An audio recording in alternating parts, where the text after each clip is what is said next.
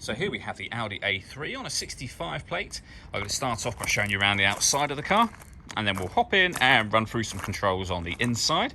From the outside, you can see it's a 5-door car with alloy wheels. Let's start off inside the boot and then work our way around the rest of the car from there. As we approach the back of the car, you can see we have reversing sensors, plenty of boot space as well, along with that 60/40 split folding rear seat should you wish to increase this space even further.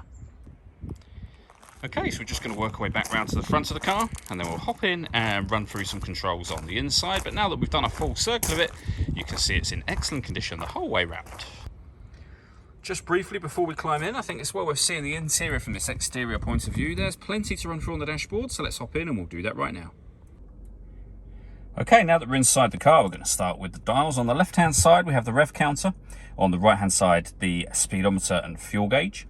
In the middle, you can see the total miles for the car. They are 38,097.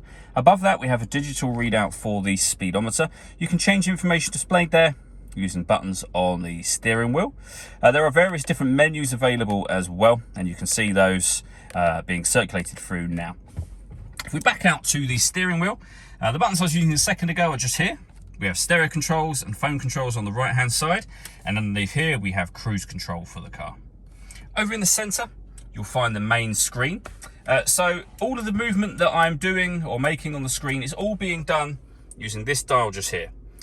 You can virtually do everything from here. The 4 buttons that surround it relate to each corner of the screen as well. So that will make sense when I show you now. For example, if we want the radio menu, we use the dial, push the dial down, and then you can see the 4 corners of the screen. We can either go into our memory, waveband, settings, or functions. So if you go wavebands, you'll be able to see we have DAB, FM and AM radio.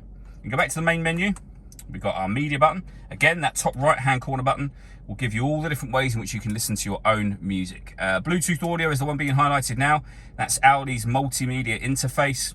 We have a CD player and SD memory card input as well. If we hit the navigation one just there, you'll see we have satellite navigation. Nice clear color display. Very, very easy system to use. It's also worth noting that you can, should you wish to, close that screen away and open it back out again, and that is done using this button just here.